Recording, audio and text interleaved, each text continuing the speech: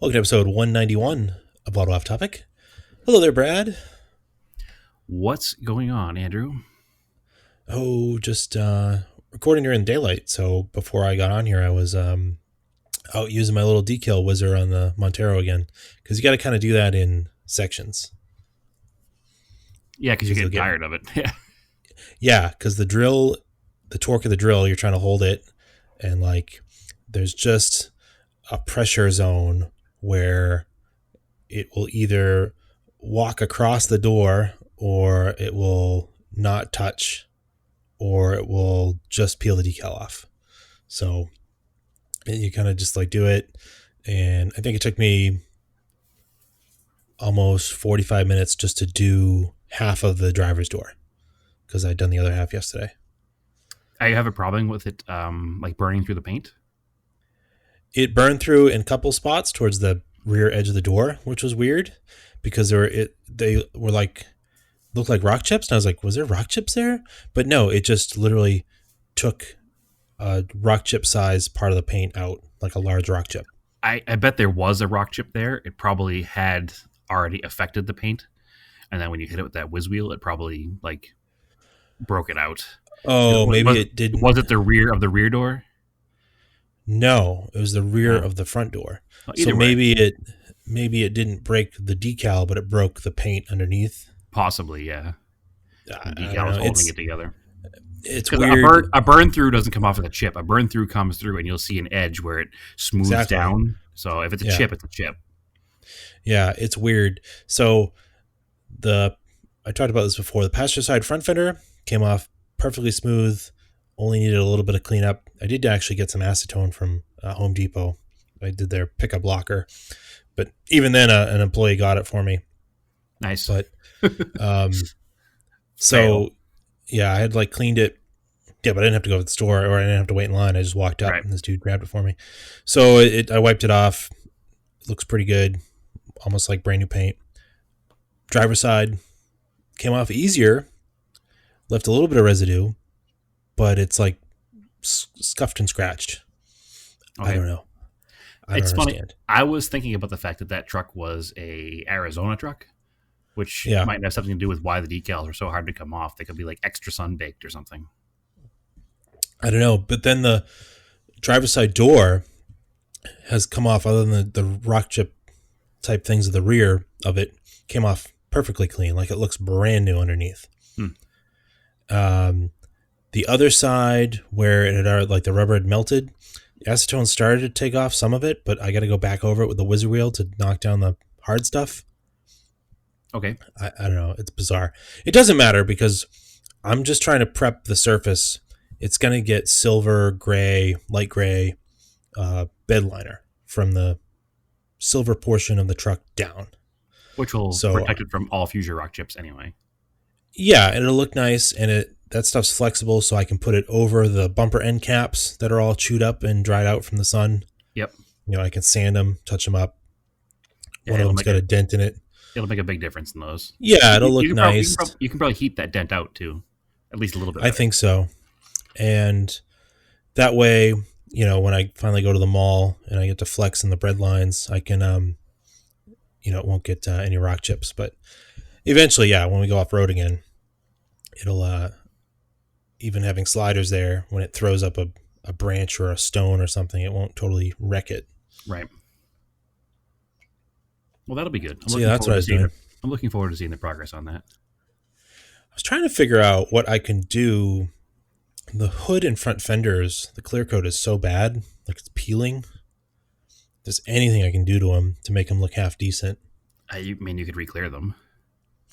I was thinking about that because I could pop the fenders off, pop the hood off. I could re-clear them off the truck. Yeah. The roof is pretty much toasted, but it's not peeling, right? It's where the clear coat has basically smoothed itself into the other finish, I guess. But the roof is also 6.5 feet off the ground, so nobody sees it. Exactly, but I was thinking maybe the easiest way to do that is just paint it white. Yep, and that will also help with the cabin heat in the summertime. Yeah, it'll look kind of cool. I think it'll look good. The gray and then that kind of taupey silver in the middle and then the white roof will look really nice. Yeah. And if the clear coat doesn't work that well, I would try it on the hood first because you could always just do the center section of the hood with a like a flat black vinyl or something in that middle section. Yeah, it might just do like a vinyl. Or a gray vinyl to match the lower section. Yeah, or I was thinking like almost a brownish bronze kind of vinyl to go with the tan. That would work too. And like maybe if I cut it in like a gradient. So it was like a sunset like stripe, but in one color. Yeah. Yeah, I like it. So I'll just hide it a little bit. Exactly. That's all I want to do. Because a truck like this, we talked about before, you don't ever want to spend a bunch of money to paint it perfectly. Because then you'll never, ever want to use it. Right. And the point is to go off-road. Yeah, exactly. And if I spent $3,000 on a paint job on this truck, I would never take it off-road, ever. Because once it's scratched, I'd be like so mad. Although if you spent $3,000 on a paint job, you probably couldn't wait to take it off road because that paint job probably wouldn't be very good, and you'd want to get it scratched up. Okay. In my brain, it's like $3,000 to paint a car, but it's gone way up. So realistically, I forget what you said. It's like what, 6 to 7 or something to actually paint a car. It starts around there for a small car for a quality paint job. I mean, there's still ways to get a car painted fairly inexpensively, but you need to do a lot of prep work yourself. You can still get a car painted in the $3,000 range, but you got to drop it off pretty much ready to spray. And a lot of places won't even touch the car if you do that. So it's finding the right guy to do it and prepping the car to do it.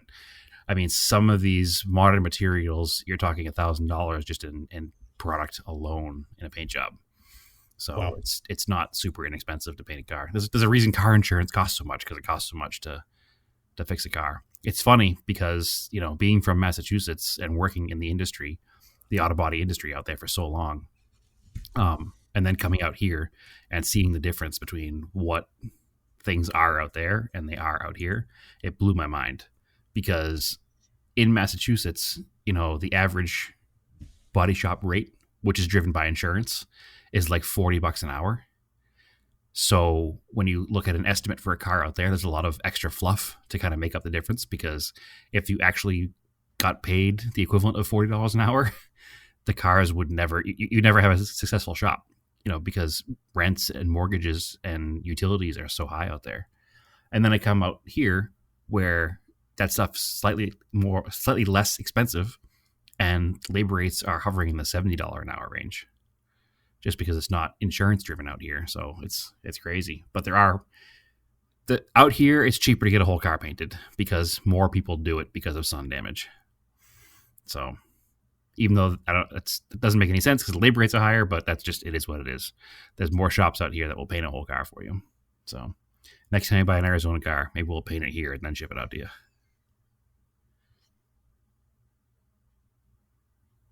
Yeah, seriously, unless I really like the patina. Sorry, I had it on mute because I didn't want to. I've got windows open. I didn't want to have any errant sounds. I think errant sounds would be better than silence after I stop talking. Yeah. At least I realized it. Yeah. Excuse me, Andrew, I think you're on mute. Yeah. Classic Zoom meeting move. So that's last week. Yeah. So that's my only car project I've had. I don't know if you've done anything else. I think you've been doing small stuff, right? I've had a couple of annoying things in the past few weeks. I had some tire issues. I had a tire that kept going flat in the Eclipse, so I brought that to a tire shop to have them see if they could seal it a little better, and they seem to have, so that's good. I was losing at the equivalent of like 2 or 3 psi a day, so if I left the car parked for a week, the tire would be almost flat. So that was annoying. Which one was this? The right front on the Eclipse. Yeah. So I mean, those wheels are pretty chewed up. So I figured that their probably insides look about the equivalent of the outsides. So I'm just waiting for the budget to allow to either send them all out and have them restored, or buy a new set of wheels, like aftermarket set of wheels. We'll see what happens. I think they managed to 16-inch Renault turbos would be like perfect. Yeah, but it's just we're talking budget here, so that's makes kissy chef face. I still need to do the suspension in the car, so there's just the budget isn't there to do everything I ideally want to do to the car, but let's one thing at a time. At least now it's not leaking as much. No, it needs suspension first. It's not leaking as much. It leaks probably 1 to 2 psi a week now. So that's more acceptable to me. I can top it off every week or so rather than every day. And then I got the tires rotated on the Volkswagen. I feel almost embarrassed admitting this in the podcast that I paid somebody to change the oil and rotate the tires, but I'm in an apartment and I can't do those things. So I had the oil changed and the tires rotated in the Volkswagen yesterday. And when they took the tires off, they saw 2 giant nails in the right rear, well, not right front tire. So I just dropped that off to have the. Is there like construction around where you're living? Well, I'm wondering if it's been in there since I hit that pallet a few months ago. Oh, that's entirely possible. Yeah, these are like really huge, like pallet nails. They're not. There's 2 of them in there, and one of them's like sideways through the tire, and one of them's like it almost looks like it's bent so bad it looks like a staple. So I'm pretty sure that they came from that pallet that I hit. So they weren't leaking. In fact, until yesterday when the tire light came on after I had them rotated. So whatever. I bought them from Discount Tire, which we've talked about before. They're an amazing tire shop, and they fix things for free, even if you don't buy them from them. But I did buy them from them, so the car's over there getting it fixed right now. So hopefully I don't get interrupted mid-podcast to tell me that they can't fix the tire. But even if they can't fix the tire, they'll give me a new one for free. So I'm not worried about it because they have the warranty over there, and the warranty works out well. So annoying tire days, but other than that, no car projects here because, again, apartment life, no garage. Paid somebody to change my oil. Sad face. At least I have the air filter to do it myself to at least qualify a little bit of car guy cred. But you got to do what you got to do sometimes. And when the oil change comes up and it's been a while and you get it done, you got to get it done. You know, it was due when this whole COVID pandemic started, and I was trying to avoid bringing my car in for a trivial service. But at this point, it was like it's well past now the mileage, so I need to get it changed. I don't want to ruin the car by not changing the oil, so had to get it done. Got it done. The Volkswagen dealer across the street's pretty good. They're not too terribly expensive considering, so it was worth it. Peace of mind. Wait, they're across the street from you? Yeah, pretty much, like diagonally across the street. Weird. I walked back in like 5 minutes. That's so random. Well, where our apartment is here is like right in the center of like, it's like to get super local to Massachusetts, Camelback Road where I live is like 114 in Danvers. So Camelback Road in Phoenix is like Dealership Row in Danvers.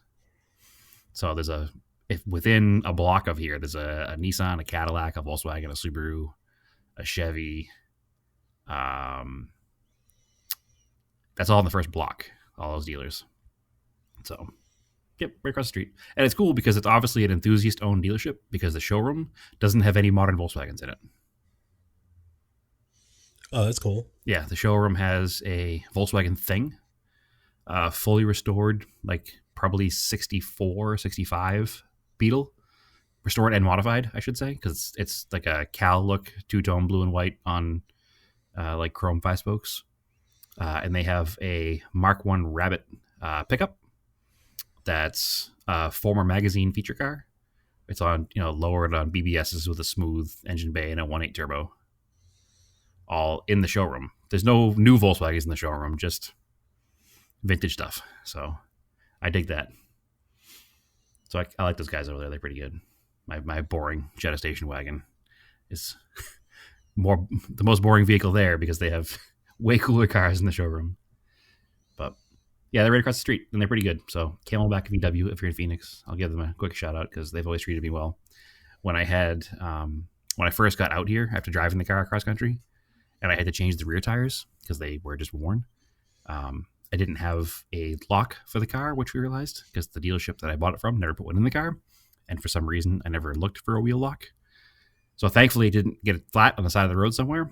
But that particular Volkswagen dealer was able to hook me up pretty quickly and have me in and out without any drama that some dealerships will put you through when trying to get wheel lock keys.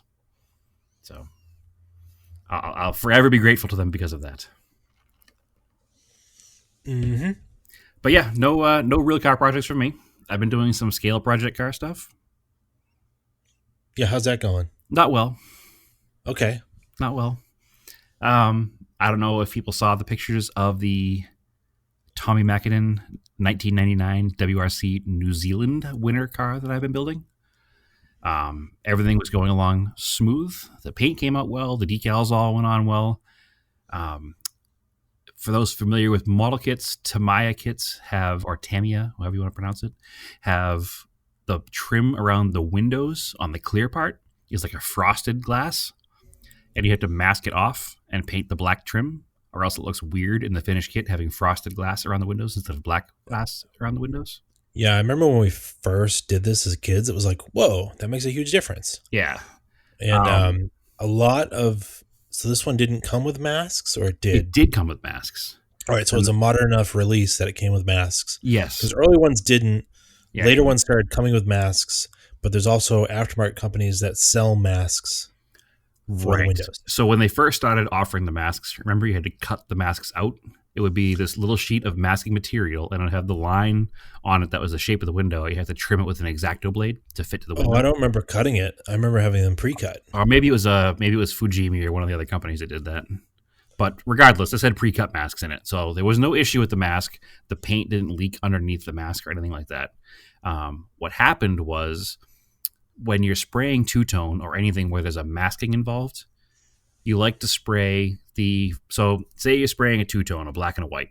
You obviously spray the white first because it's the lighter color. Then you mask up the part that you want to stay white to paint the black.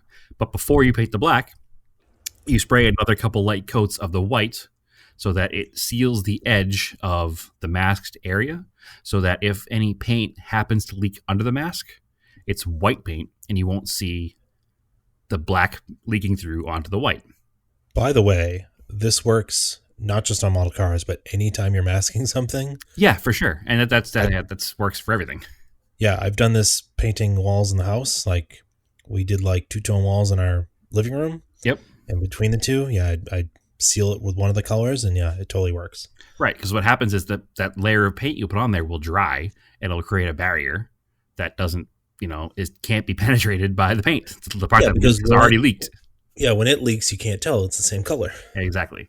So once that dries, you spray the second color on, in that case black, and you pull the paint edge very carefully because you don't want to break a chip off. You pull the mask off, and it should be a perfectly clear or perfectly smooth line with no deviations. Whatever the tape laid down, it should have that line in the colors. So when it comes to the windows in these cars that you masked, my bright idea was, I'll get some clear spray paint, and I'll mask them down, and then I'll spray them with clear, and then I'll put the black down. That way the clear will seal the edge, and when I paint the black, it won't have any chance of leaking through. So I did this to be safe. Unfortunately, what I didn't realize, and I've since learned, is that clear paint, and this apparently goes for all clear paints I've learned. I thought it was maybe because I used like a Krylon paint and not a hobby brand paint, but apparently it's clear. Any clear, the chemical content is too aggressive or too hot. Yeah, it's all too hot. Yeah, so it affects the plastic if the plastic isn't primed in some way or painted in some way. Because normally when you're putting clear on a car, you'd be putting it over, primer or paint. But apparently, not the case with the glass, or the quote-unquote glass. Obviously, it's plastic. So not only did this clear eat into the glass, it actually ate through the masking. So the entire windshield, where there was a mask, looked like it looked like a headlight on a 15-year-old plastic headlight car. Huh. Like it was just completely opaque. And I wonder if, even with Mr. Hobby top coat, because that's a water-based clear. Yeah, maybe. Because people will use that over decals on a car. The only thing you have to be careful with that is if you go too heavy, it can reactivate the decals because it is water-based. But I used it on the Tamiya Spike Subaru, the Toshi Arai one. Yep. That worked really well for that. So, well, the problem is that we're in a weird time right now, and hobby materials are not easy to come by. I don't have a ton of stuff here to practice on either, because a lot of my hobby stuff is still back in Massachusetts, because we're, again, waiting until I had a house to store my stuff in before I send it out here. So I don't have like scrap materials lying around to practice this stuff with, or like a scrap old kit that I can take the plastic out of and see how different things react. So unfortunately, I can't really practice these things. So if anybody has a Tamiya Evo 5 or 6 kit lying around, the glass is the same in both. And I'd love to have an extra glass sent out if somebody has a kit that's either an old junker or they're not going to build or whatever. Yeah, see, I think the last time I did it, I used the mask, and then you mask the outside of the windows too. Of so course. you're going to overspray. And I probably used Tamiya satin or Tamiya flat. Yeah. Out of the can. TS, whatever well, it is. It's like next TS time, 1. Yeah, next time I'll just make sure that's burnished down really good. And I won't clear it first. I'll just put the black on and do some very, very, very light coats. A Q-tip to go over the edges because it'll kind of help it slide with the cotton on there. And you can apply direct pressure. And what else I've also done in the past, I think I stopped doing this because they are hard to get or they don't make them anymore, but maybe you can find other versions. Testers used to have a flat black paint pen. Oh, they still make those. I think for a while they were kind of hard to get for some reason, or I couldn't find them at the local hobby store. Nope, I have one that I bought recently, so. Yeah, that can work well too because you can kind of control how much goes on. Yeah, I used that when I was doing the window trim on the outside of the body, like the black moldings. Okay. So yeah, I've tried to paint those too. I can't remember the last time if that came out all right. Anyway, so I tried to fix the problem. I have a polishing kit here, which starts at like 1,000 grit sandpaper, and it's like 1,000, 2,000, 4,000, 6,000, 12,000. And I got most of the glass pretty clear, but it took a lot of pressure. And then when I was getting close to the end, unfortunately, I snapped the windshield right down the middle. So, yeah. So the other thing our listener and friend Jordan Jasolowski also recommended, because he builds a lot of kits, when it does bleed, if the window stays clear, you can clean up bleed marks with a toothpick. Yep. You can kind of pick them off, clean them up. Yep. I've also carefully polished them off and kind of redone them before too. Yeah. Again, with a Q-tip, it works well for that. It is what it is. I screwed up. I will say that I did contact the manufacturer, Tamiya, directly. I sent them an email through their website, gave them the kit number and the parts tree that I was looking for to see if they had one. Not expecting a response, and they got back to me within 20 minutes, which I thought was pretty neat. They told me all of the kits that had the same glass, and they told me that they didn't have any in stock at the USA headquarters because the kit has been discontinued for a while. He did say he was going to contact the headquarters in Japan to see if they had any, but he couldn't make any promises because it's been a while since the kit has been released. So, but he did say it was the same glass in the Evo 6 street car, rally car, and even the Evo 5 rally car kits. So, yeah, I've actually got one sitting on the shelf, but it's complete and I want to build it. So I know I wasn't going to ask you for it. Actually, I remember because that was one that we tag teamed the two-tone on. Remember? Oh, I mean, we're probably talking close to 20 years ago now. No, it was more like 10 years ago because it's been sitting on my shelf. Either way, it was a long time ago. I remember you got frustrated with it, and I said, and you were going to throw it away. And I said, if I can fix the two-tone, you don't get to throw it away. And you're like, all right, fine, whatever. Oh, I don't think I took it from you, and I fixed the two-tone. This is the Marlboro car. I don't think I opened this one up. I'm thinking it's the 4 or 5. The car that's mostly white with the red bumpers. Yeah, that's the one that I did fix the two-tone on. Yeah, but I actually have the kit that you're building. I also have this one on the shelf. Oh, well, if you're not going to finish that 5 kit, the glass will fit in the same kit. So, I might have gotten an alternate decal set for it. I don't remember. I haven't looked at all that stuff. It's just been sitting on the shelves. Either way, once my kitchen is done, which actually update on that, all the rough electrical, all the rough plumbing's done and inspected, so that should be moving right along. But when all that is done, I'm going to re-clean up my basement area that was the podcast studio. It will still be a podcast studio, but it got filled in with extra containers of stuff that would normally be in a kitchen. And I'll put a little building area down there. Excellent. Well, I can't wait to see you start building too, because it's actually been, even this, it's funny because thinking about back to when I built models all the time, I'd have a ton going at the same time. I would never finish any of them because every time one little thing went wrong, I would just give up, put it in the box, and put it back on the shelf. Mm-hmm. I've decided that, much like with my real cars, I'm gonna like tackle these in a different way now. So it got to the point where everything was going well. This is like the third model I've built now in the past 2 or 3 weeks, which is crazy for me. Sometimes I don't build 2 or 3 models in a decade. It got to the point where everything was going perfectly well. This glass thing happened. The windows got all ruined. I sat back and I said, you know what? I'm not going to stop. I'm going to continue to build the model because eventually I'll have new glass for it. I'll finish the model completely. I just won't glue the body pieces together and put it on the chassis. But once I have a new replacement glass for it, all I'll have to do is mask it off, paint it, and then put the glass in, put the bumpers on, and it'll be done. So I finished everything else in the kit.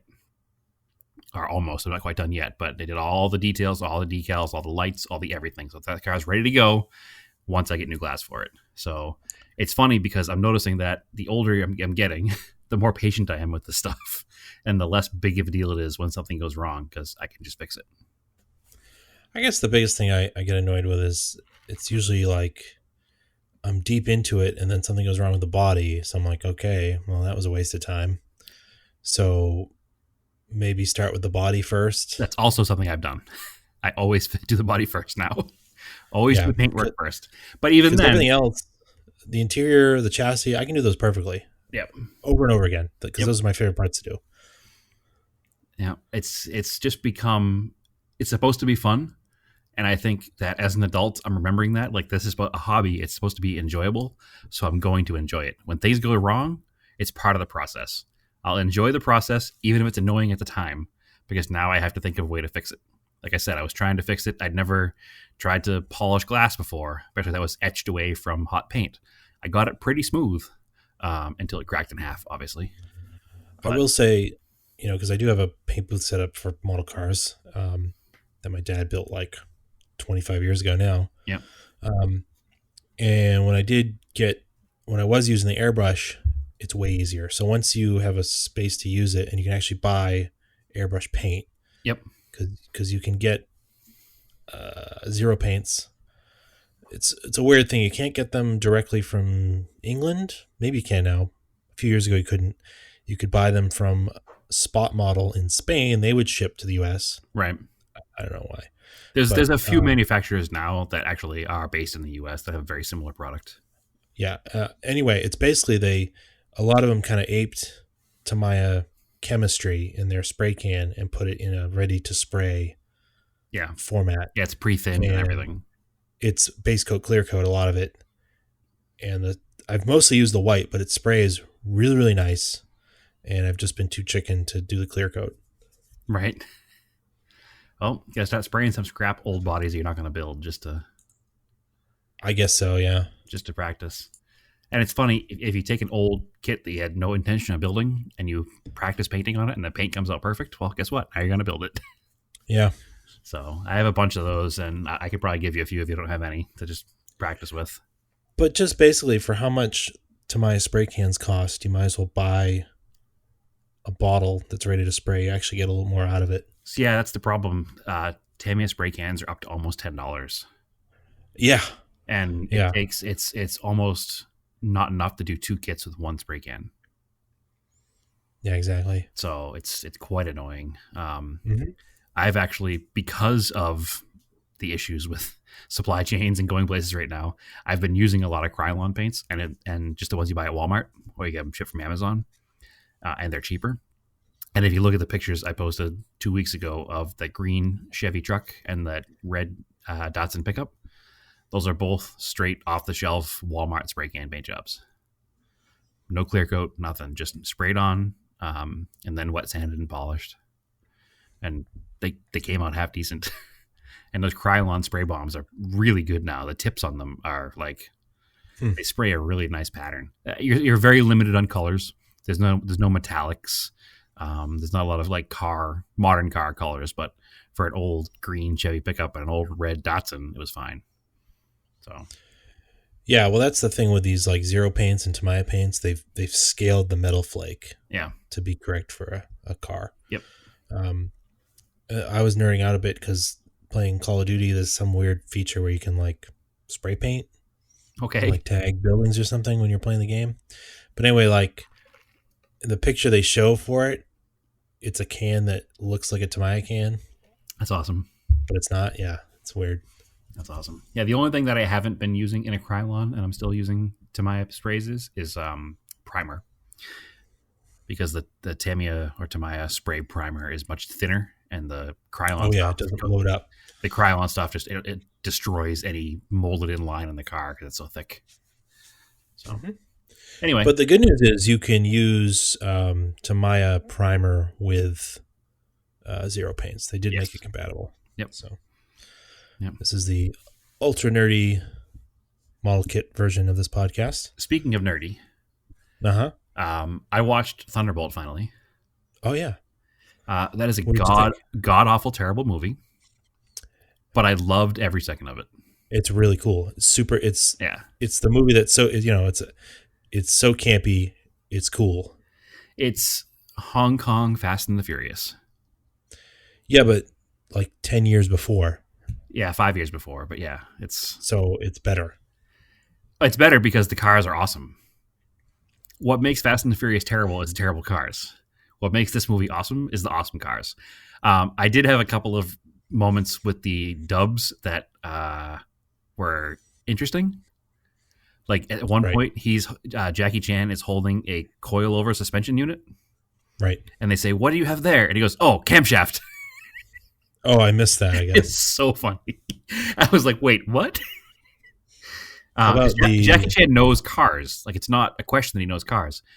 He's a giant car enthusiast. He's actually a giant Mitsubishi enthusiast to the point that Mitsubishi has actually worked with him and released special edition cars in Japan that are Jackie Chan edition.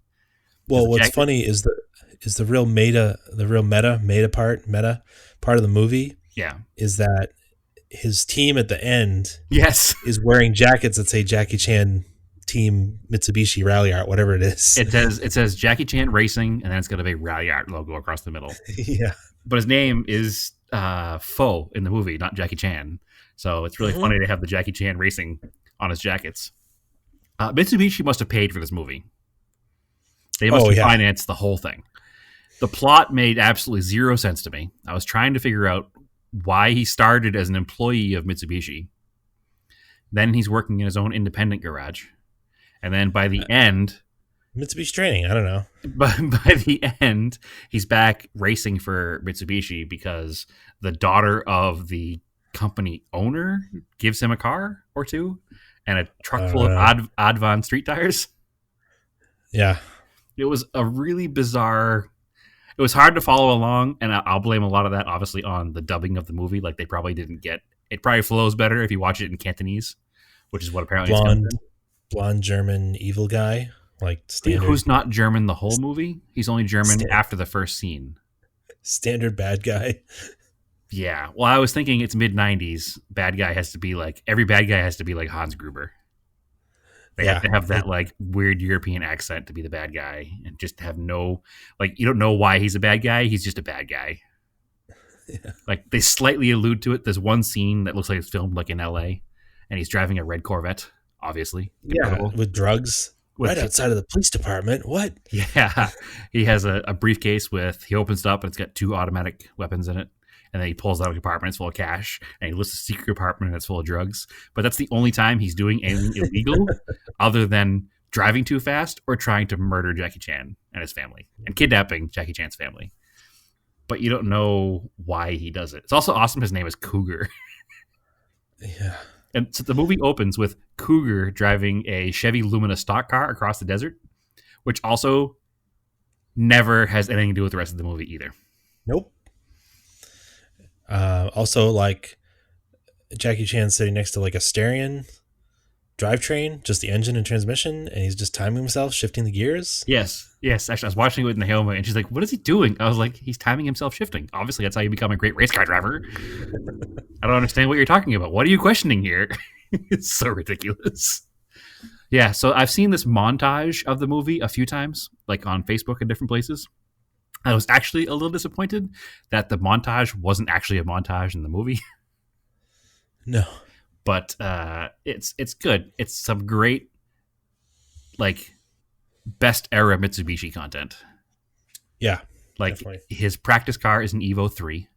Actually, I have a 1/64th version of that Evo 3. I'll take a picture of it and send it to you so you can use it for the image for this podcast update. It's a cool car. Evo 3 is my favorite Evos. So that's neat to watch him driving that. It is strange that the decal placement changes a few times in one scene.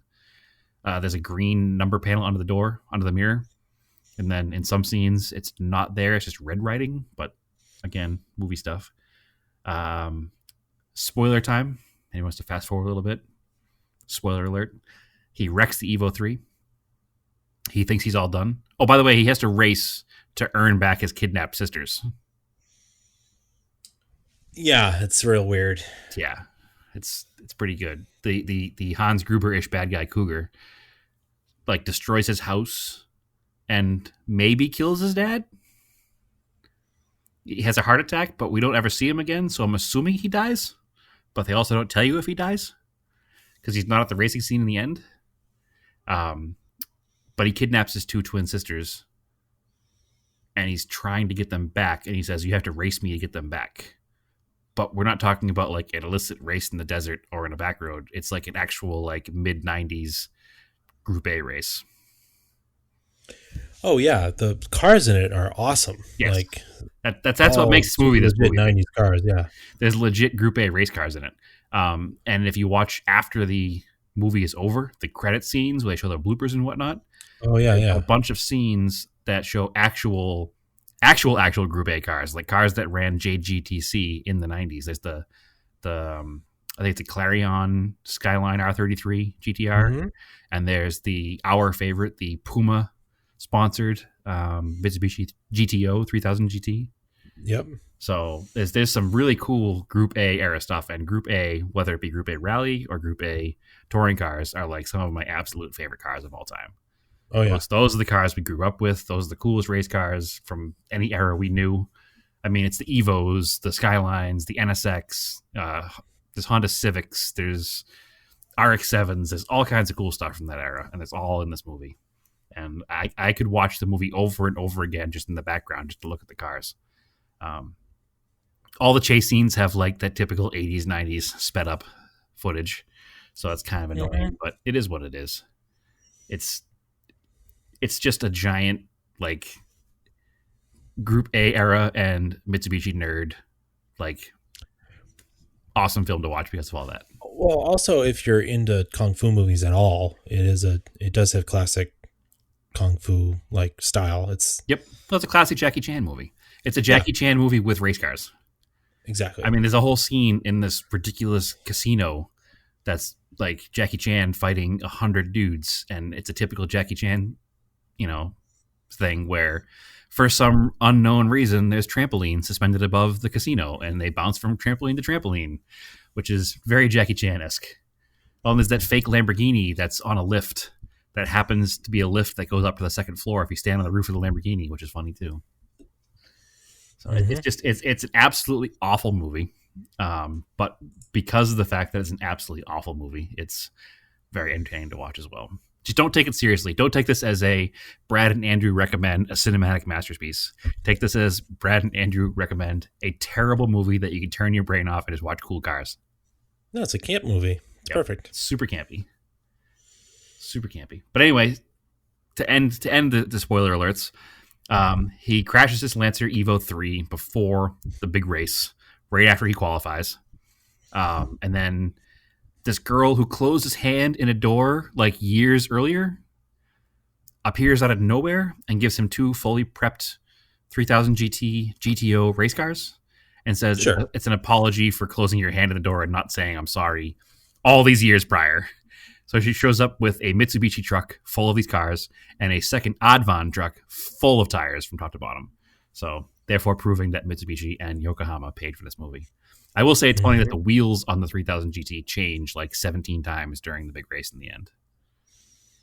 Oh, I didn't even notice. So while the car has a camera mounted to the side and it's driving around the track, you can see it's a stock first gen 3000 GT wheel. Whenever the car crashes, it's a stock 3000 GT wheel, and whenever you see the car from outside in a racing scene, it's an SSR, like I think a Professor, that wide five spoke. So, I thought those were Works. Works, not SSR. Sorry, you're right. Yeah. So a Work. Yeah. Oh, it's a classic wheel. Like I wish. The classic five spoke. Like they're super expensive to find because I don't think they're made anymore. Like it would be cool in a Talon, but no, they're still made, but they're like $500 a piece, and they're custom made. Yeah. It's a Work five spoke. I can't think of the name of it. I thought it was Emotive. Work Meister. There. Yep. Yeah. So we should know that. That's Wheel Nerd 101. Mm-hmm. Workmeister. Yeah, they still make them, but they're just very expensive because they're all custom made, forged per car. So I remember that our friend Josh had them on his wagon. Remember the Colt wagon with the forged? Oh yeah. He bought them brand new from work. Yeah, I remember I've seen them on a couple cars. Yep, they're one of my favorite all-time wheels, and I couldn't remember the name of it, which is a very classic style to it. Anyway, so yeah, watch the movie. If you're anything like us, which you probably are, if you can listen to us talk for an hour a week, you'll enjoy it. It's so bad, it's good. Well, anything else to go over? I do want to make one more movie recommendation. Oh, yeah? It's another one I saw on Amazon Prime. And of course, now that I said that, I wrote it down, and I can't find the piece of paper next to me. So, may have to put it off a little bit. It was about Pebble Beach and the racing at Pebble Beach. Oh. But it's all black and white footage and interviews from family members and actual racers from the time. Because the Pebble Beach car show started as the Pebble Beach race in the early 50s. And then once they had a pretty spectacular crash with a pretty spectacular death, they were no longer allowed to race there. But they'd already started doing the concourse. So they kept the concourse going at Pebble Beach, and they moved the racing to the newly completed Connecticut. Laguna Seca. Yeah, Laguna Seca track.